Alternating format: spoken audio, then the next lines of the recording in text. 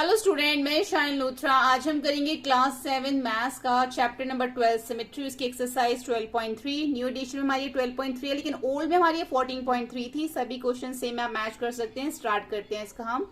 Question first, name any two figures that have both line symmetry and rotational symmetry. ऐसे हमें दो figures के नाम बताने हैं जिसमें लाइन सिमेट्री भी बन जाती है और रोटेशन सिमेट्री भी हो जाती है। तो वो जो दो नेम है वो है हमारा स्क्वायर और सर्कल। ठीक है, सर्कल के अंदर आप लाइन ऑफ सिमेट्री भी ड्रॉ कर सकते हो और आप जो है उसके अंदर रोटेशनल सिमेट्री भी कर सकते हो। वैसे तो हमने पहले बहुत बार कर लिया है, मैं आपको दिखा देती हूँ। ये हमारा स्क्वायर है, इसलिए हमने लाइन ऑफ सिमेट्री ड्रॉ कर दी। ठीक है, ये हमारी लाइन ऑफ सिमेट्री हो गई। अब आप इसको रोटेट भी करोगे ना आप इसको, तो ये सेम रहेगा और हमारी लाइन ऑफ सिमेट्री भी हो गई। सर्कल में भी सेम ऐसे ही होता है, जितनी मर्जी लाइन ऑफ सिमेट्री ड्रॉ कर लो और ये रोटेट करने पे भी सेम रहता है। सेकेंड है draw wherever possible a rough sketch। अब हमें इन सबके ना रफ स्केच बनाने होंगे। क्या स्केच है? A triangle with both lines and rotation symmetry of order more than one. अब हमें एक ऐसा ट्राइंगल बनाना है विद बोथ लाइन सिमेट्री, जिसमें लाइन सिमेट्री बोथ लाइन्स भी हो और रोटेशन भी हो जाए, और उसका जो उसके अंदर रोटेशन हो ना वो एक से ज्यादा बार हो। ऐसा हमें एक ट्राइंगल जो है रफ बनाना है। तो हम एक ऐसा ट्राइंगल रफली बना लेंगे जो हमारा जिसमें लाइन ऑफ सिमेट्री बनती है ना, वो हमारा होता है इक्विलेटर ट्राइंगल, जिसकी 3 साइड्स इक्वल होती है। तो ये हमारा हो गया यहाँ पर इस टाइप से। ये इसकी पहले हमने लाइन ऑफ सिमेट्री ड्रॉ कर दी। अब जो है जो कह रहे हैं कि जब वो मूव करेगा ना तो उसमें यहाँ पे सेंटर में आना चाहिए। आप स्केल से बना सकते हो, वैसे तो रफ बोला है। और इन्होंने बोला है कि जब ये रोटेट करेगा तो एक से ज्यादा बार रोटेट होने पे ये सेम, मतलब कि इसमें रोटेशन होनी चाहिए। तो ये क्या करेगा, पहले यहां से लेके यहां तक रोटेट करेगा, जैसे आपको मैंने पहले ही बताया था। तो यहां से लेके जब यहां तक रोटेट करेगा तो ये हमारा जो पहला रोटेशन होगा वो होगा हमारा यहां से लेके यहां तक। ठीक है, तो यहां से लेके यहां तक हमारा होता है 120 डिग्री। फिर यहां से लेके इधर तक सेकंड रोटेट करेगा 120 डिग्री। सेम रोटेट कर रहा है ना, 120 थर्ड रोटेट करेगा हमारा 120। तो ये तीनों साइड से हमारा रोटेशन सेम है और ये एक से ज्यादा बार जो रोटेट कर रहा है, यानी कि 3 टाइम इसने रोटेट किया है। तो इस टाइप की हमें एक रफ फिगर बनानी होगी। सेकेंड इन्होंने हमें बोला है एक ऐसा ट्राइंगल बनाना है जिसमें एक ही लाइन ऑफ सिमेट्री होनी चाहिए और जो उसमें रोटेशन होगा ना उसका no rotation symmetry of order more than one. एक से ज्यादा बार वो घूमना नहीं चाहिए, ऐसा हमें एक ट्राइंगल बनाना है। लाइन ऑफ सिमेट्री भी एक ही होनी चाहिए और एक से ज्यादा बार वो घूमना भी नहीं चाहिए। तो ऐसे वाले ट्रायंगल कौन से होते हैं, मैंने आपको बताया था कि ऐसे वाले ट्रायंगल जो होते हैं वो हमारे आइसोसेलेस जो हैं वो हमारे जो ट्रायंगल्स होते हैं जिसकी 2 साइड्स जो हैं वो इक्वल होती हैं। ठीक है, तो आइसोसेलेस ट्रायंगल हम इस टाइप से बना लेंगे। ये 2 साइड हमारी जो इसकी इक्वल है, ये साइड इसके इक्वल है, तो इसके अंदर सिर्फ एक ही लाइन ऑफ सिमेट्री ड्रॉ हो सकती है बस। अब इससे ज्यादा ये नहीं हो सकती। और जब ये रोटेट करेगा ना तो यहां से लेके यहां तक जब ये रोटेट करेगा तो मतलब इसमें सिर्फ 1 टाइम ही रोटेशन हो सकती है। आप इसको बार बार रोटेट करोगे तो सेम डिग्री नहीं आएगी इसकी, जैसे इसमें 120 120 120 आ रही। तो आप इसको सिर्फ एक ही बार रोटेट करोगे ना, 1 टाइम ही आपको रोटेट करना पड़ेगा, तभी ये सेम रहेगा। तो वो होता है हमारा आइसोसेलेस ट्राइंगल। ठीक है, उसके बाद इन्होंने हमें बोला है कि एक ऐसा क्वाड्रिलेटर बनाओ विद अ रोटेशनल सिमेट्री, जिसमें रोटेशन सिमेट्री हो of order more than one but no line of symmetry. अब हमें क्वाड्रिलेटर बनाना है जिसमें लाइन ऑफ सिमेट्री नहीं होनी चाहिए, रोटेशन होनी चाहिए और एक से ज्यादा बार वो है जो वो घूम सके। तो ऐसा क्वाड्रिलेटर हम इसका यहाँ पे एक रफ स्केच जो बना देंगे इस टाइप से, जो है इसका क्वाड्रिलेटर जो है वो ऐसा बन जाएगा। ठीक है, ये हमारा क्वाड्रिलेटर हो गया ABCD। अब इसमें देखो लाइन ऑफ सिमेट्री तो बन नहीं सकती। अगर ऐसे बनाओगे तो ये सेम नहीं है, ऐसे बनाओगे तो भी ये सेम नहीं है। ठीक है, तो no line of symmetry but have a rotational symmetry of order 2। लेकिन आप इसको अगर घुमाओगे ना तो ये 2 बार ये रोटेट हो जाएगा। ठीक है, उसके बाद अच्छा पहले वाले के साथ आप ये लिख देना जब आप ये रफ फिगर बनाओगे ना तो रोटेशनल सिमेट्री, आपको ऐसे करके भी दिखाना है, ये रोटेशनल सिमेट्री ऑफ ऑर्डर। ठीक है, अब जो सेकंड वाला फिगर बनाओगे तो आप ऐसे लिख देना इसके साथ 1 लाइन ऑफ सिमेट्री, कि इसमें जो है सिर्फ 1 लाइन ऑफ सिमेट्री आएगी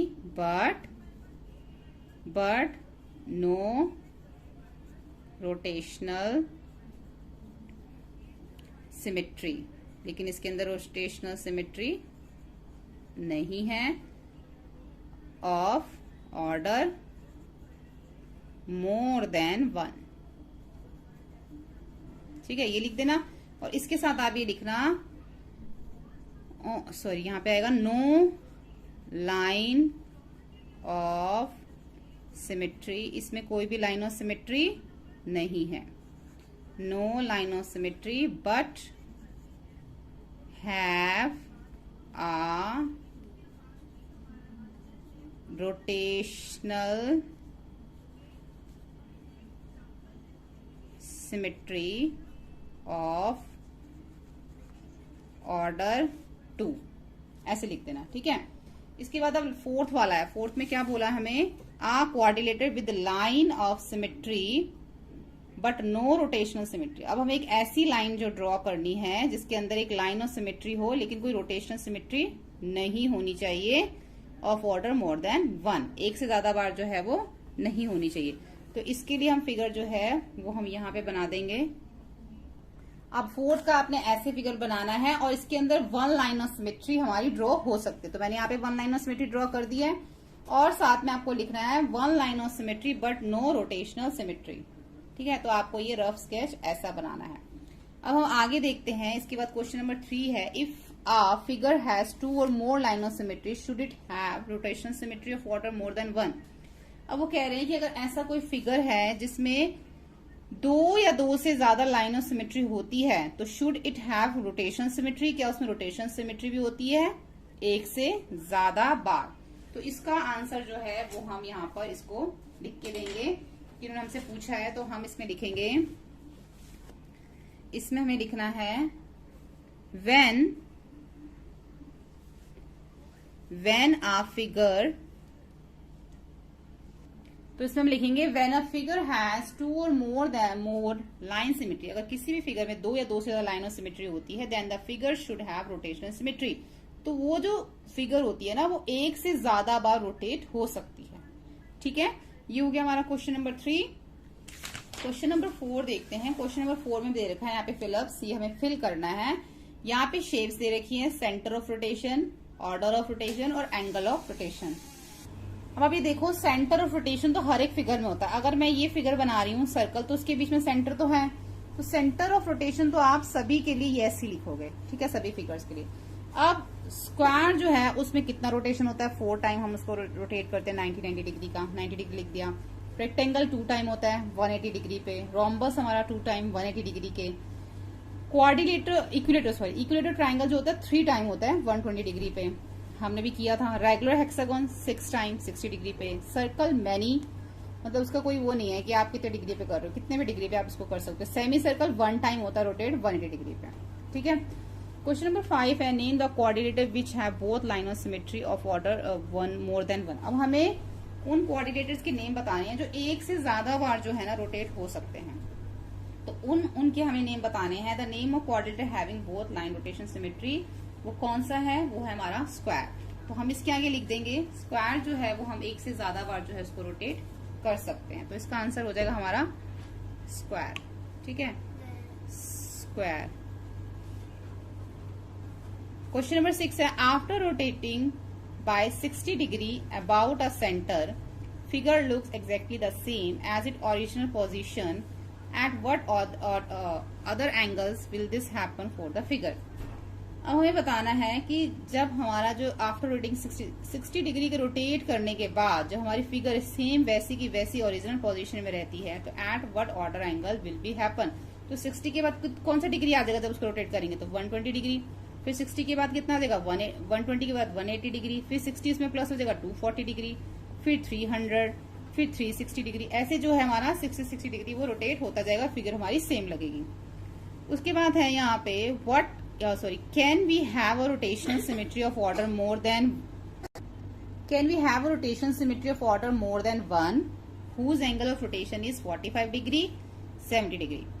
तो वो कह रहे हैं कि यहाँ पे जो रोटेशनल सिमेट्री है जब उसको एक से ज्यादा बार रोटेट करते हैं तो वो हमारा या तो 45 डिग्री या फिर हमारा वो 70 डिग्री का जो है क्या होता है, उसको जब एंगल बनता है, हुज एंगल ऑफ रोटेशन, कौन सा एंगल बनेगा जब हम उसको रोटेट करते हैं।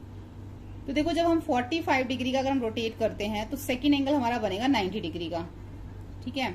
उसके बाद हम इसके आगे आगे और जैसे हमने इसमें किया ना, ऐसे इसमें आगे आगे और बना सकते हैं। 45 के बाद 90 डिग्री का बनेगा, ठीक है। अब अगर हम 70 डिग्री का एक एंगल बनाते हैं तो उसके बाद हमारा सेकेंड एंगल नहीं बन सकता। क्यों नहीं बन सकता? देखो टोटल हमारा होता है 360 डिग्री, ठीक है, और एक एंगल हमें यहाँ पे दे रखा है 45 डिग्री। तो इसको अगर मैं कट करूं तो अगर मैं 45 डिग्री के एंगल्स बनाना चाहूं तो 8 एंगल्स बन सकते हैं, ठीक है। 45 डिग्री के 45 फिर 90 फिर आगे आगे ऐसे 8 एंगल्स बन सकते हैं। लेकिन अगर मैं 70 डिग्री का एंगल बनाना चाहूं तो एंगल नहीं बनेगा, क्योंकि 360 अपॉन में 17, अगर हम इस दोनों को डिवाइड करेंगे तो हमारा आंसर डेसिमल में आएगा। तो इसके बाद तो कोई एंगल बन ही नहीं सकता। तो हम इसको क्या बताएंगे इसके बाद कौन सा एंगल बनेगा? इसके बाद हमारा एंगल बन सकता है 45 के बाद 90 डिग्री बन सकता है, फिर उसके आगे बन सकता है, फिर उसके ऐसे करके 45 के डिग्री के आप 8 एंगल्स बना सकते हैं, लेकिन 70 डिग्री का आप कोई भी एंगल नहीं बना सकते, ठीक है। तो यहाँ पर हमारा इसका यही है। 45 डिग्री के लिए हमारा यस आ जाएगा और 45 और 17 डिग्री के लिए हमारा यहाँ पे नो आ जाएगा। तो यहाँ पर हमारा चैप्टर 14 कंप्लीट हो जाता है। होपफुली आपको हमारा वीडियो हेल्पफुल लगा। वीडियो हेल्पफुल लगे तो प्लीज लाइक और सब्सक्राइब करें। Thank you.